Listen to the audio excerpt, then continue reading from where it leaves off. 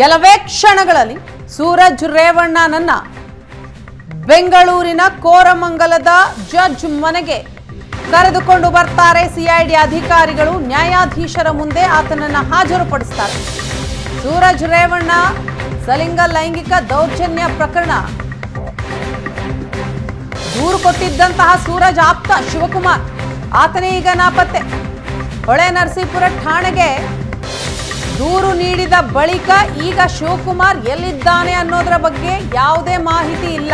ನಾಪತ್ತೆಯಾಗಿದ್ದಾನೆ. ಸೂರಜ್ ಹಾಗೂ ಬೆಂಬಲಿಗರ ಸಂಪರ್ಕಕ್ಕೆ ಸಿಗ್ತಾ ಇಲ್ಲ ಶಿವಕುಮಾರ್. ಸೂರಜ್ ರೇವಣ್ಣ ಜೊತೆಗೆ ಇದ್ದೇ ಬ್ಲಾಕ್ ಮೇಲ್ ಮಾಡಿರುವ ಆರೋಪ ಈಗ ಕೇಳಿ ಬರ್ತಾ ಇದೆ.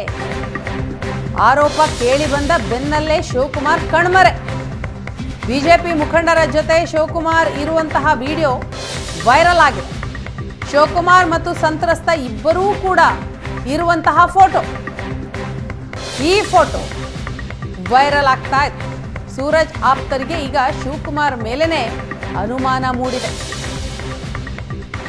ಈ ಶಿವಕುಮಾರ್ ಸಂತ್ರಸ್ತನ ವಿರುದ್ಧನೇ ದೂರು ಕೊಟ್ಟಂಥದ್ದು. ಈಗ ಆತ ಎಲ್ಲಿದ್ದಾನೆ ಅನ್ನೋದರ ಬಗ್ಗೆ ಯಾರಿಗೂ ಕೂಡ ಮಾಹಿತಿ ಇಲ್ಲ.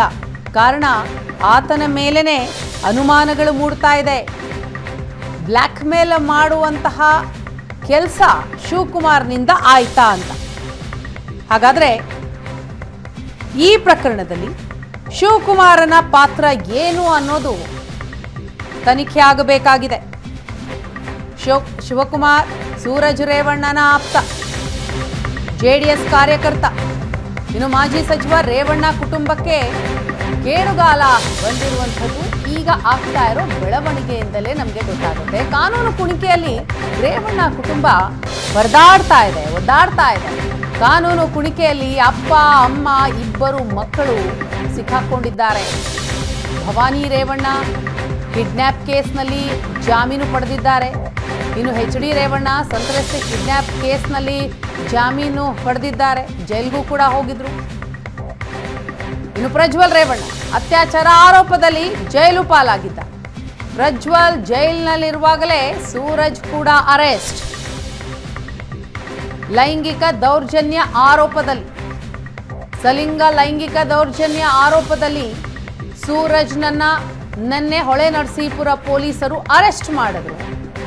ಈ ಪ್ರಕರಣವನ್ನ ಈಗ CID ವಶಕ್ಕೆ ನೀಡಲಾಗಿದೆ. CIDಗೆ ವರ್ಗ ಮಾಡಲಾಗಿದೆ. ತನಿಖೆ ಕೂಡ ಚುರುಕಾಗಿ ನಡೀತಾ ಇದೆ. ಸೂರಜ್ ರೇವಣ್ಣನನ್ನ ಹಾಸನದಿಂದ ಬೆಂಗಳೂರಿಗೆ ಕರೆತರಲಾಗ್ತಾ ಇದೆ. ಯಾವುದೇ ಕ್ಷಣದಲ್ಲೂ ನ್ಯಾಯಾಧೀಶರ ಮುಂದೆ ಆತನನ್ನ ಹಾಜರುಪಡಿಸಲಾಗುತ್ತೆ. ವಶಕ್ಕೆ ಕೇಳ್ತಾರೆ CID ಅಧಿಕಾರಿಗಳು.